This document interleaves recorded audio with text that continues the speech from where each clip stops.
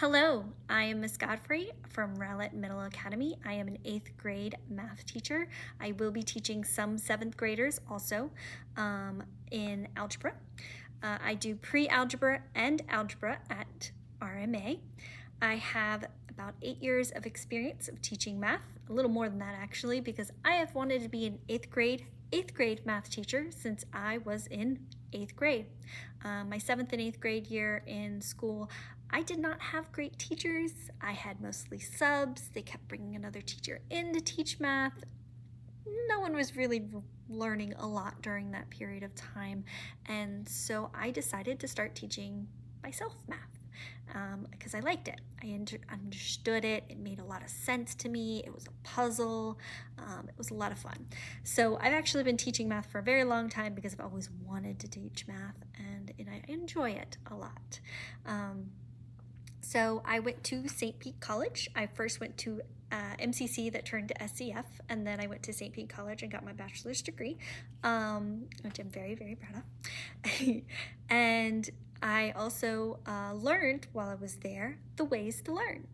And I want you guys to understand that even if you hate math, like you hate math, you despise it, you don't understand it, it's so complicated, it's okay. It's okay to hate something or love something or not feel great about it, right? You still have to understand it. You still have to understand it. So understanding math, you can do that or learn about it, because you can learn about something and still not like it. There's 7 ways to learn things, right? You have the 5 senses. That's your touch, that's your taste, your nose, how you hear things, auditory, and then how you see things, okay? So those are your 5 senses. Then you've got 2 others over here.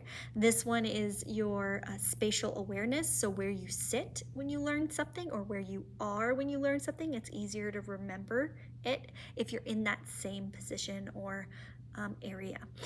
That's why I don't change sheets very often, but I do sometimes because I might have to move someone away from someone else that's distracting.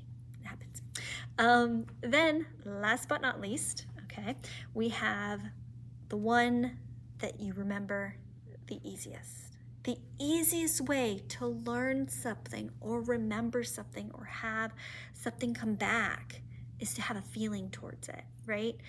And that's why it's important for you to have a feeling, to get excited, to engage in what's in front of you, even if you despise it. Like, oh my gosh, I don't want to do this anymore. That feeling, whatever that feeling is making chemicals go off in your brain, which allows your nerve endings to process quicker. And you know processors and computers are getting quicker and quicker every day, right? So we gotta process through it. So use the chemicals that you have in your body, right? Get excited about it and all that. So we have those. Then, if you haven't noticed, just a little bit about my, background, what I'm wearing. I might be a little bit of an anime fanatic. So I have also liked anime since I was 9 years old. I've been watching it since I was 9 years old. I started off with Sailor Moon and Dragon Ball Z. I'm an old school anime connoisseur. And I've gone to Japan. That's my little Becky cat back there. Beckoning cats are actually known for beckoning in a certain thing. And beckoning cats, it depends on what hand you have up, right? If you have your right hand up, you are welcoming in money. You want money to come into the place wherever you are, right? That's what the beckoning cat does. It's beckoning you, come here, come here. And then you have the left hand, which is beckoning people. You want to beckon people into your place in your home or wherever it is. So mine back there is beckoning people. Might look flipped, sorry, it's what it does with the videos. But it's my Becky cat. And yes, Miss Godfrey did make that. So she can be artistic every once in a while. Not all the time. I'm not great at artistic things.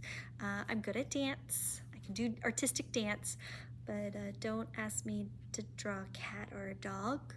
it's not gonna look great, and most of my people are stick figures. So that's my artistic ability. I'm more three-dimensional. I'm dyslexic. So there's some cool things about dyslexia. You have the ability to see things three-dimensionally inside your head. And you're like, well, how does it affect dyslexia? Well, you see a B and a D, right? What I think a B and a D is. Anyway. If you turn them three-dimensionally, they are the exact same shape. And that is why, with dyslexia, three-dimensional shapes you can picture in your head. You can use that three-dimensional shape and make it in front of you because you can three-dimensionally see it. So some disabilities are really amazing. Actually, all of them are, because they all give you a little creative thing that other people don't have. It also makes things a little difficulty, like reading. You know, B and D being the same and you make different sounds. That becomes a little more difficult, but you work through it and learn some things. So I also love Japan for one other reason, and that is because you're always trying to learn. You're always trying to perfect whatever you really want to learn. Swordsmith, making noodles, any one of those things. There's people out there that have been working for years trying to make the best ramen noodle or the best broth or sword or knife or the best program that will have the ability to make it easier for other people to have an easier life. There are the best people that are trying to make the best video games out there in Japan, and they have a lot of video games that come out of Japan. The artistic ability in Japan is amazing, especially with manga, because they draw a lot. I have also some mangas back there. But yeah, so that's a little bit about me. I hope, oh, one last thing, family. So I will respond to emails, text messages, all those other things. I do have a family at home. I have a lovely husband. I have my lovely 6-year-old daughter who's going to REA as a first grader. And then I have my son who is 1.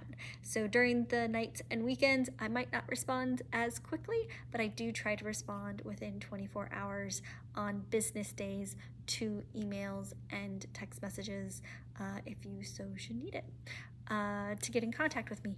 Hopefully you'll only see this video and a couple other little messages that I'll send out throughout the year, and good emails coming from me or messages coming from me about your students.